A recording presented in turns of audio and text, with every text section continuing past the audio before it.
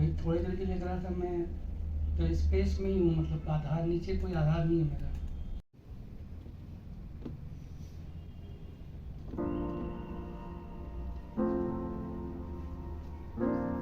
योग है तो पूर्ण हुआ।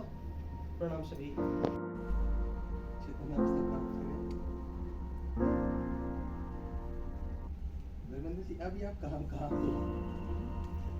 अपने कुछ भी बोलिए, आपके जो भी आप बोलना चाहें अपने शब्द को वृद्ध कीजिएगा।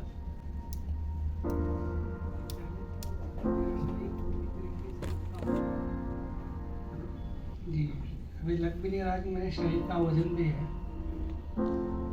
तो उसी चीज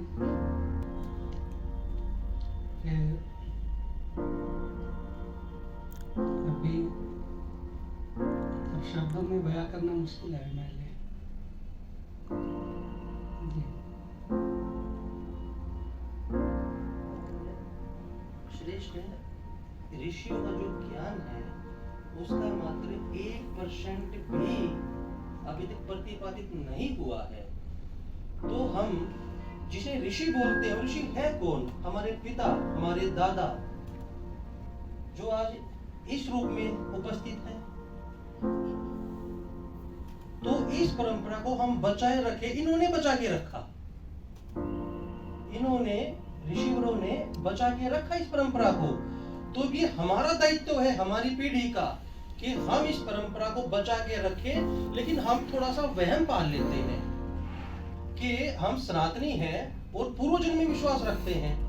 तो हो सकता है किसी पूर्व जन्म में हम और श्रेष्ठ ऋषि रहे हो। अगर हम श्रेष्ठ ऋषि हैं तो क्यों ना ऐसा आचरण करें, कुछ ऐसा कर जाए कि हमारा पिता, हमारा दादा बोले कि वाह बेटा, क्या मतलब, मैं वो कहते हैं ना, अपनी मदर लैंग्वेज निकल जाती है जब भाव में आदमी बहता है। तो कुछ हम ऐसा कर जाए ना कि इन्हें करो हो जाए, प्रतीक जी पर, महेश जी पर। वो यही तो मैं कह रहा था ना कि संस्कार तो जो विलुप्त होते जा रहे हैं। उपनयन से पहले बहुत सारे संस्कार है, गर्भाधान, पुंसवन, सीमंत, जात कर्म, नामकरण, कुछ नामधेयम दशम्याम तो द्वादश्याम भाष्यकारेत पुण्यतिथो नक्षत्रे व अमूर्ते व गुणान्विति, को सारे संस्कार लुप्त होते जा रहे हैं।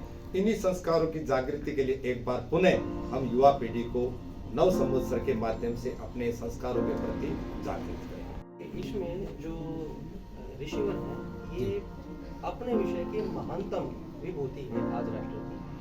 और ऋषियों ने जो अनुसंधान किए हैं, ऋषियों ने जो वेदों के माध्यम से बताया है, उसे ये विज्ञान की कसौटी पे कसेंगे और शास्त्र का और विज्ञान के बीच में सेतु का काम करेंगे।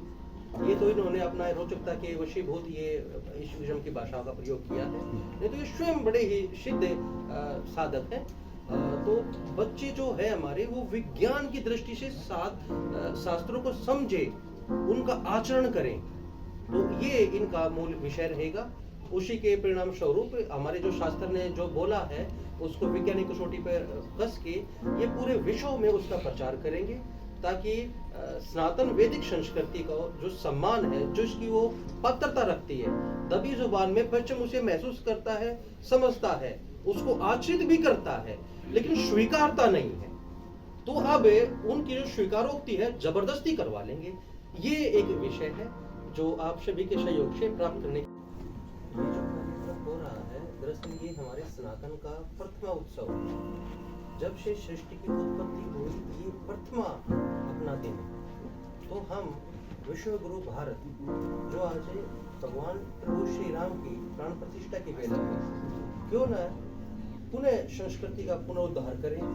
जो हम स्वयं हैं, हम ऋषियों की संतान हैं, क्यों न उस ऋषि क्रम का आचरण करें, और वो भी वैज्ञानिक परिदृश्य में, ना कि कपोल कल्पनाओं में, ना कि वैसे मिथ्या के तर्क वितर्क में। हम इसमें विज्ञान का परिदृश्य को साथ लेके और शास्त्र को अपनी मूल मान के उसे अपने आचरण में, अपने रीढ़ में धारण करें। जैसा ही हम इसी कर्म को करेंगे, हम एक प्रबुद्ध मानव बन पाएंगे, जो अपना जीवन बड़े ही संतुलित तरीके से जी पाएंगे, स्वयं आनंदित होकर अपने माता पिता, अपने बंधु बांधव, नगर, समाज, राष्ट्र, बल्कि ब्रह्मांड का भी उत्थान हेतु अपनी ऊर्जा प्रतिपादन कर पाएंगे। इसके उत्तीर्ण हेतु इस विषय में तो हमारा जो प्रथमा नववर्ष है चित्र प्रतिपदा उसे बड़े प्रकांड लेवल पर मनाना अनिवार्य है। जब हम ऐसा कर पाएंगे तो जो भी हमारी संरचना है, जो हमारी सोच है, वो पुनः उदित हो पाएंगे। विषय में जो सबसे उपयुक्त मुख है श्री मुख अपना आचार्य श्रेष्ठ के विषय में है। हाँ, अगर मैं बताऊं डिग्निटीज के विषय में तो इस विषय में दरअसल मैंने बिल्कुल ध्यान नहीं दिया।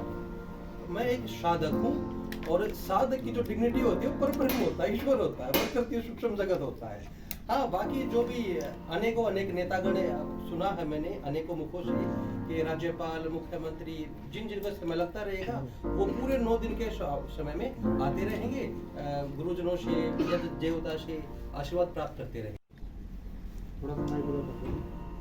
इसके लिए चतुर्वेद पारायण चलेगा। सर छोड़ दीजिए, बढ़ जाइए। चतुर्वेद पारायण चलेगा, वो तो 9 दिन तक होगा ही चतुर्वेद पारायण। सस्वर वेद पाठी आएंगे, वो पूरे एक वेद का नहीं 4 वेदों का पारायण करेंगे। उसमें पुराणों का मूल पाठ भी होगा, लेकिन मूल रूप से जो मार्कंडेय पुराण है उसमें जो दुर्गा सप्तशती है, जिसको हम चंडी पाठ बोलते हैं, दुर्गा पाठ बोलते हैं, उनके जो दिव्य श्लोक हैं उनके द्वारा लगभग 50 लाख आहुतियां उस यज्ञ में 9 दिनों में दी जाएगी।